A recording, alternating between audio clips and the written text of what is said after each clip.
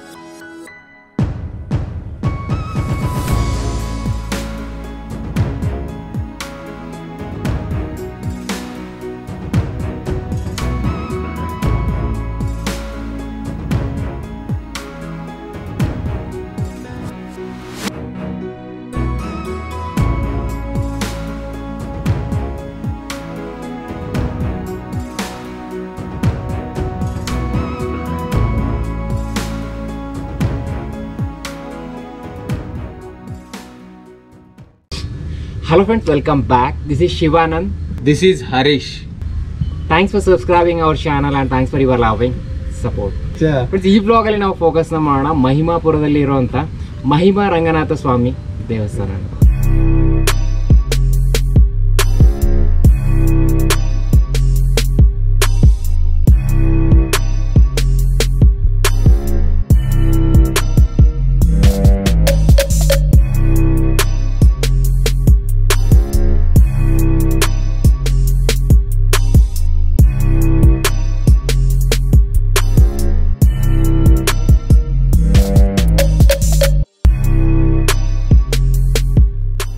Friends, ಈ video ತುಂಬ interest ಆಗಿದೆ, ಹಾಗಾಗಿ ಈ ವಿಡಿಯೋನ ಸ್ಕಿಪ್ನ ಮಾಡದೆ ಪೂರ್ತಿಯಾಗಿ ವಾಚ್ ಮಾಡಿ. ಫ್ರೆಂಡ್ಸ್, ಈ ವಿಡಿಯೋನ ಸಂಪೂರ್ಣವಾಗಿ ನೋಡೋದ್ರಿಂದ ಈ ದೇವಸ್ಥಾನದ ಸಂಪೂರ್ಣ ಮಾಹಿತಿಯನ್ನು ತಿಳಿಯಬಹುದು. ಹಾಗಾದರೆ ಈ ಮಹಿಮಾಪುರದ ರಂಗನಾಥ ಸ್ವಾಮಿ ದೇವಸ್ಥಾನ ಎಲ್ಲಿದೆ ಮತ್ತು ಹೇಗಿದೆ ಅನ್ನೋದರ ವಿಶೇಷತೆಗಳನ್ನು ಬನ್ನಿ ತಿಳಿದುಕೊಳ್ಳೋಣ.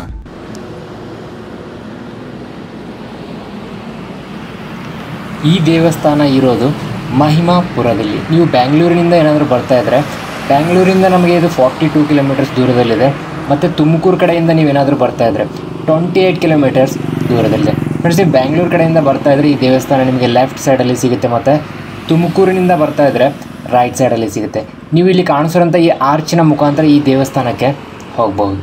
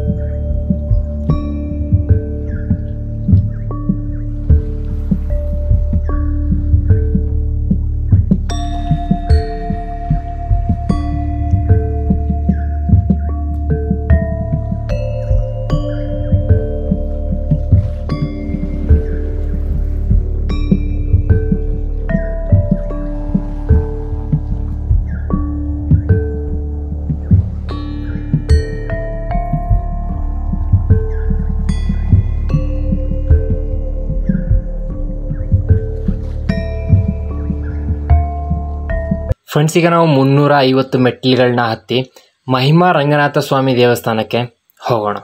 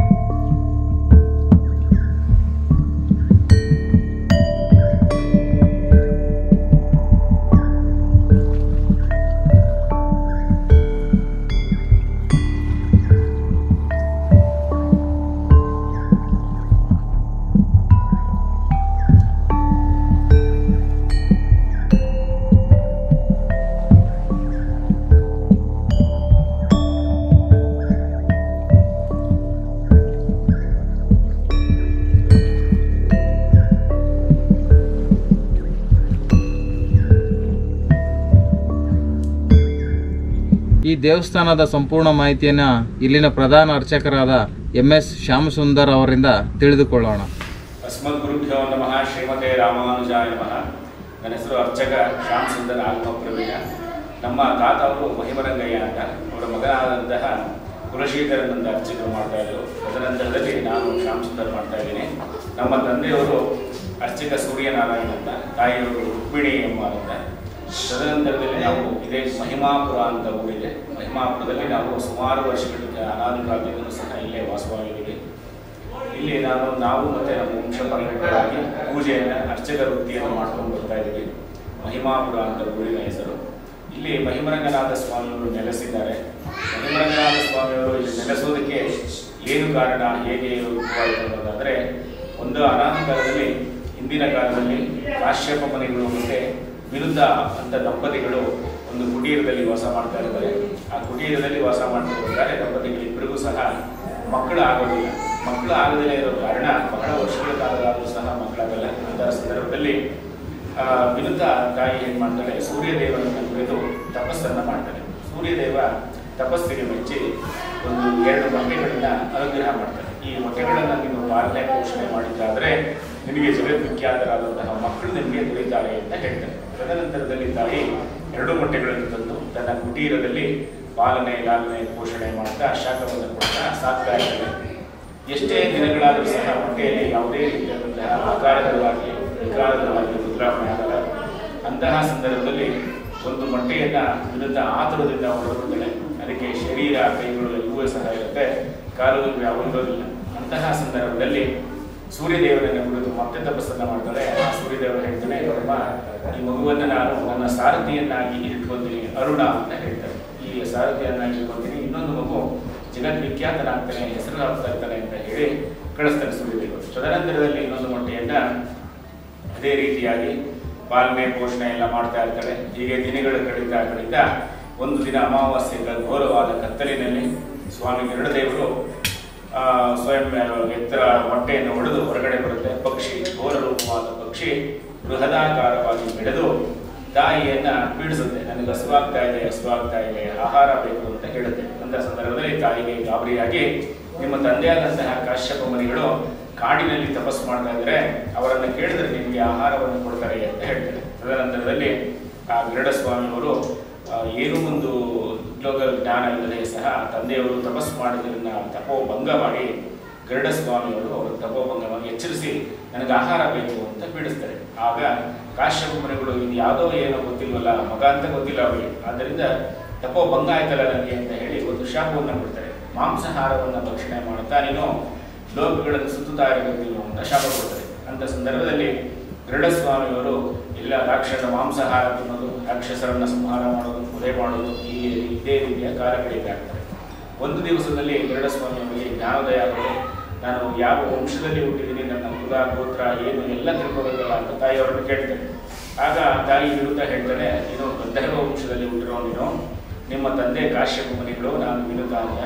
ಈ ನಿನಗೆ ಶಾಪಗ್ರಸ್ತನಾಗಿ ಈ ರೀತಿ ಸುತ್ತುತ್ತಾ ಇದೆ ನೀನು, ಅದಕ್ಕೋಸ್ಕರ ನೀನು ಈ ಶಾಪ ವಿಮೋಚನೆ ಆದರೆ ನೀನು ಖಂಡಿತವಾಗಿ ಉತ್ತಮ ಸ್ಥಿತಿಯಲ್ಲಿ ಇರ್ತೀಯ ಅಂತ ಹೇಳ್ತಾರೆ. ಅವಾಗ ಕಾಶ್ಯಪ ಮುನಿಗಳನ್ನ ಗರುಡ ಸ್ವಾಮಿಯವರು ಕೇಳ್ತಾರೆ, ನನ್ನ ತಪೋಭಂಗಕ್ಕೆ ನಾನು ದಯವಿಟ್ಟು ಕ್ಷಮಿಸಿ, ಮತ್ತೆ ಇದರ ಪರಿಹಾರ ಏನು ಅಂತ ಕೇಳಿದಾಗ ಕಾಶ್ಯಪ ಮುನಿಗಳು ಹೇಳ್ತಾರೆ, ಮಹಾವಿಷ್ಣುವನ್ನ ನಿನ್ನ ಕುರಿತು ತಪಸ್ಸು ಮಾಡು, ಮಹಾವಿಷ್ಣುವೇ ನಿನ್ನನ್ನು ಅನುಗ್ರಹಿಸ್ತಾರೆ ಅಂತ ಹೇಳಿ ಕಳಿಸ್ತಾರೆ. ತದನಂತರದಲ್ಲಿ ಗರುಡ ಸ್ವಾಮಿಯವರು ಒಂದು ಉನ್ನತ ಪರ್ವತ ನೋಡಿ ಅಲ್ಲಿ ತಪಸ್ಸು ಮಾಡಬೇಕು ಅಂತ ಮನೋ ಇಚ್ಛೆ ಆಗುತ್ತೆ.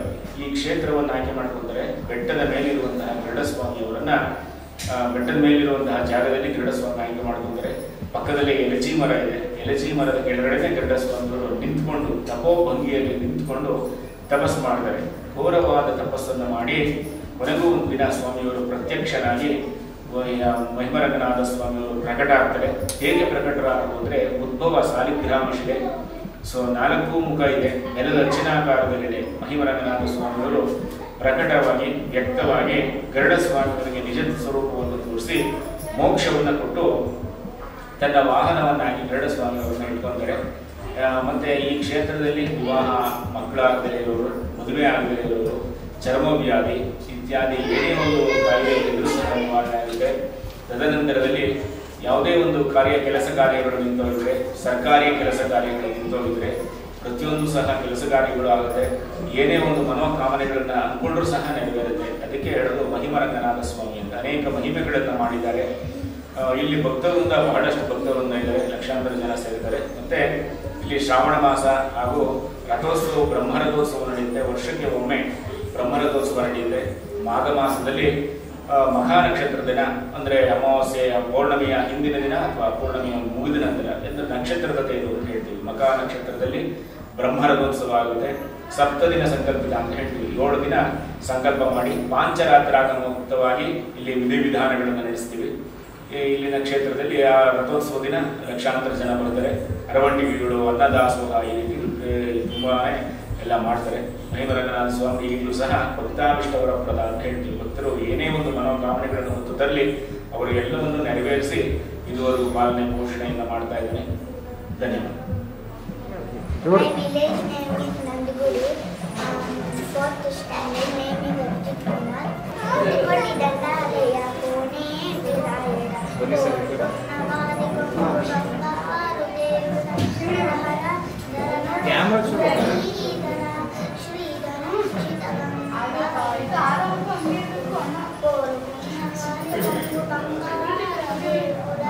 Akilanda Koti Brahmanda Nayaka Ananda Nileda Varapalaka Govinda Govinda Chitikavara Sevala Govinda Shri Venkatesha Shri Nivasa Narayana Lakshmi Vallabha Shri Venkatesha Akilanda Koti Brahmanda Nayaka. Thanks. ಮಾಘ ಮಾಸ ಹುಣ್ಣಿಮೆ ಮಖಾನಕ್ಷತ್ರದಲ್ಲಿ ಪ್ರತಿ ವರ್ಷದಂತೆ ಈ ಸಾರಿನೂ 21ರಲ್ಲಿ 26ನೇ ತಾರೀಕು ರಥೋತ್ಸವ ನಡೆಯುತ್ತೆ. ಪ್ರತಿ ವರ್ಷವೂ ಮಾಘ ಶುದ್ಧ ಅಥವಾ ಬಹುಳದಲ್ಲಿ ಅಂದರೆ ಮಖಾನಕ್ಷತ್ರದಲ್ಲಿ ರಥೋತ್ಸವ ನಡೆಯುತ್ತೆ. ಫ್ರೆಂಡ್ಸ್, ಹಾಗಾದ್ರೆ ವಿಡಿಯೋ ನೋಡೋದ್ರಲ್ಲ, ಈ ವಿಡಿಯೋ ನಿಮಗೆ ಹೇಗೆ ಅನಿಸ್ತು ಅಂತ ಕಮೆಂಟ್ಸ್ ಮಾಡಿ ತಿಳಿಸೋದನ್ನು ಮಾತ್ರ ಮರಿಬೇಡಿ. ಹಾಗೆಯೇ ಯಾರು ಹೊಸದಾಗಿ ನಮ್ಮ ಚಾನಲ್ನ ವಿಸಿಟ್ನ ಮಾಡಿದ್ರೆ ದಯವಿಟ್ಟು ಮರೆಯದೆ ನಮ್ಮ ಚಾನಲ್ನ ಸಬ್ಸ್ಕ್ರೈಬ್ನ ಮಾಡಿ. ಮತ್ತು ಇದೇ ರೀತಿಯ ಲೇಟೆಸ್ಟ್ ವೀಡಿಯೋಸ್ಗಳ ಅಪ್ಡೇಟಿಗಾಗಿ ಮರೆಯದೆ ಬೆಲ್ ಐಕನ್ನು ಕೂಡ ಪ್ರೆಸ್ ಮಾಡಿ. ಫ್ರೆಂಡ್ಸ್, ಮುಂದಿನ ವಿಡಿಯೋದಲ್ಲಿ ಮತ್ತೊಂದು ಸುಂದರವಾದ ದೇವಸ್ಥಾನದಲ್ಲಿ ಭೇಟಿಯಾಗೋಣ. ಅಲ್ಲಿವರೆಗೂ keep watching our channel. Thank you. Bye bye.